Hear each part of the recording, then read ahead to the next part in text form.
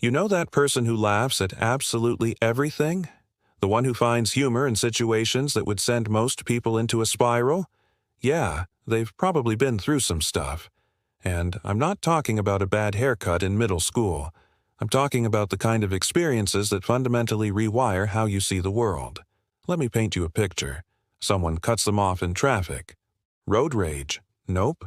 They're already mentally 3 steps ahead, wondering if that driver's having a bad day, going through a divorce, or maybe just really needs to pee.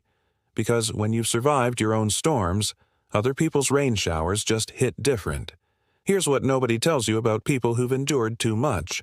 Their brain literally operates on a different frequency. It's not broken. It's trained. Trained by necessity to become this survival masterpiece that's still learning how to exist in a world where the threat is no longer real. But there's something even stranger happening beneath the surface. These people develop what's basically an immunity to life's chaos. Not immunity to pain, but to being completely demolished by it. They've learned that survival isn't just possible. It's inevitable. This is where things take a turn. You'd think someone who's been through hell would be cynical, right? Bitter, closed off. But often it's the complete opposite. They become the most empathetic people you'll ever meet. And I mean aggressively empathetic. They can spot pain in others from a mile away because they've memorized that language fluently. A slight shift in your tone. They noticed that forced smile. Yeah, they're already planning how to check in on you later without making it weird. They know how to read silence. Not just the absence of words, but the texture of it. Whether it's heavy, disappointed, irritated, or simply tired. They sense changes in atmosphere the way others sense changes in weather. Most people walk into a room and see furniture. They walk in and see emotional temperature. And here's something beautiful that comes from all this pain. They often experience what psychologist Richard Tedici calls post-traumatic growth. According to his research, about half to 2/3 of people who go through significant trauma don't just bounce back, they bounce forward. Their relationships deepen. Their priorities crystallize. Their appreciation for ordinary moments becomes almost comically intense. They'll literally tear up at a good sunset, and they're not even embarrassed about it. But then there's the part nobody warns you about. These same people often struggle with hypervigilance. Their threat detection system never fully turns off. Ever been to a restaurant with someone who needs to sit facing the door?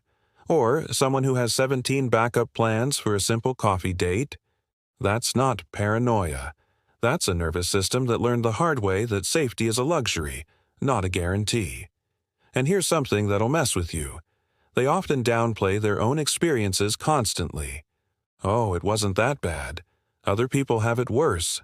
I'm fine. Really, it's like they've developed an allergy to being perceived as victims. They've survived by telling themselves they're okay. So, admitting struggle feels like failure. The irony is almost painful. Let's talk about relationships for a minute. People who've been through too much often become either incredibly loyal or incredibly distant, sometimes both simultaneously, which is as confusing as it sounds. They'll show up for you at 3 a.m. without hesitation, but ask them to be vulnerable about their own needs. Suddenly, they're busier than a one-armed juggler at a circus. Why? Because closeness has historically come with consequences. When your early experiences taught you that connection can be unpredictable, your nervous system doesn't relax when someone gets close. It braces. Many develop this contradiction where they desperately want connection, but are terrified of depending on anyone because dependence in their experience has come with a price tag. So they learn to need nobody, which sounds strong until you realize it's also incredibly lonely. But then something remarkable happens that most people miss. These individuals become exceptionally good at adapting to change. New job, sure. Moving cities, why not? Entire life falling apart Tuesday. And the humor, the humor is next level. Dark humor, specifically. It's not about being insensitive. It's about taking power away from pain. When you can laugh at the absurdity of your own suffering, it loses some of its grip. Comedy becomes armor. Every joke is a tiny rebellion against the things that tried to break them. Now, here's something that might surprise you. People who've been through too much often have an intense relationship with control. They'll micromanage the smallest details of their life while simultaneously being eerily zen about massive uncertainties. Why? Because they've learned that the big stuff is often beyond their control anyway, but the small stuff that they can manage. So yes, they'll have an existential crisis about which coffee mug to use while remaining totally chill about career uncertainty. The contradiction is the point. They're walking paradoxes. Tough but tender, guarded but generous, hopeful but realistic. They've learned that you can hold two opposing truths simultaneously. Life can be beautiful and brutal, often in the same breath. But here's what rarely gets acknowledged. There's a grief underneath all of this. Not the grief of losing someone, but the grief of losing themselves. They grieve the version who trusted easily, the version who laughed without checking the room first, the version who didn't rehearse conversations or anticipate danger in every silence. They grieved the self that felt light, the self that didn't worry about being too much or not enough, the self that moved through the world without tightening their chest at every uncertainty. How do you explain you miss a version of yourself you barely remember? How do you tell someone that you're homesick for a place that existed only inside your own mind?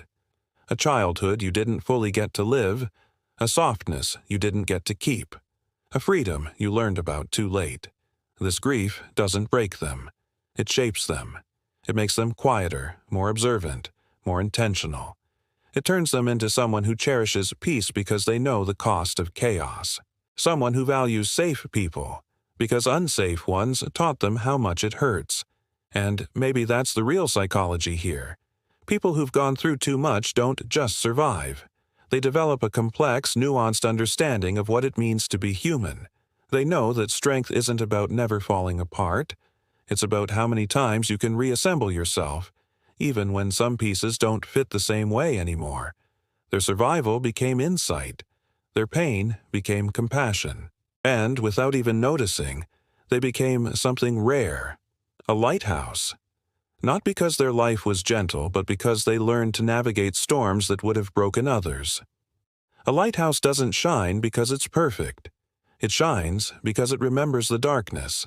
So the next time you meet someone who seems a little too okay with chaos, a little too comfortable with uncertainty, a little too quick to laugh at their own pain, just know they've earned that wisdom. Every joke, every boundary, every moment of unexpected depth, they've gone through too much, and somehow they're still here, still trying, still finding reasons to hope. That's not just psychology, that's poetry in motion. If you hit home with this, please subscribe, and if you want to support these deep dives, hit that join button to become a channel member. I would genuinely appreciate your support. Here's some more videos that I think you'll resonate.